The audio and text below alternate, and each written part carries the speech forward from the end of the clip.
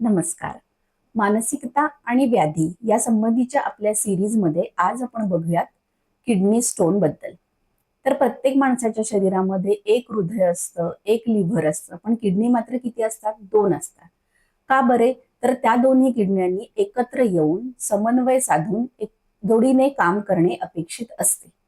जेव्हा एखाद्या व्यक्तीच्या किडनीमध्ये प्रॉब्लेम असतो किंवा किडनी स्टोन असतो, तेव्हा त्या व्यक्तीचे त्याच्या जोडीदारासोबतचे असलेले जे नाते आहे त्यामध्ये प्रॉब्लेम असू शकतो. किडनीचे काम काय आहे? तर शरीराला गरज नसणाऱ्या टाकाऊ ह्या ज्या गोष्टी आहेत, जसं की युरिक ऍसिड ह्या बाहेर टाकणे. तसेच किडनी स्टोन असणाऱ्या व्यक्तीमध्ये ज्या गरजेच्या गोष्टी नाहीत, ज्या टाकाऊ आहेत, त्या मनात तशाच धरून ठेवलेल्या असतात.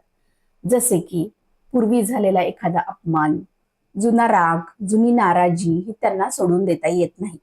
ते भूतकाळातल्या गोष्टींचा सतत विचार करत राहतात. ती तेव्हा तसं बोलली होती, तो माझ्याशी असं वागलेला.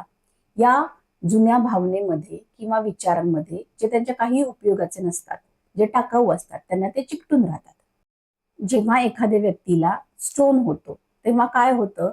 तर युरिनचा म्हणजेच लघवीचा जो नॉर्मल आणि नॅचरल फ्लो आहे तो अडवला जातो.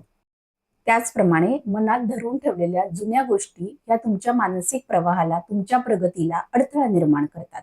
जे घडून गेलेले आहे ते धरून न ठेवता सोडून द्यावे. तुमचा जो भूतकाळ आहे त्याला कवटाळून न राहता तो सोडून देणे अपेक्षित आहे.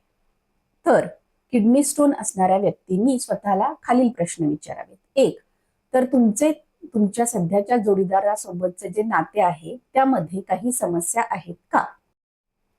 दोन, तुम्ही जुन्या समस्यांना कवटाळून राहता का, ज्यामुळे तुमच्या प्रगतीमध्ये अडथळा निर्माण होऊ शकतो?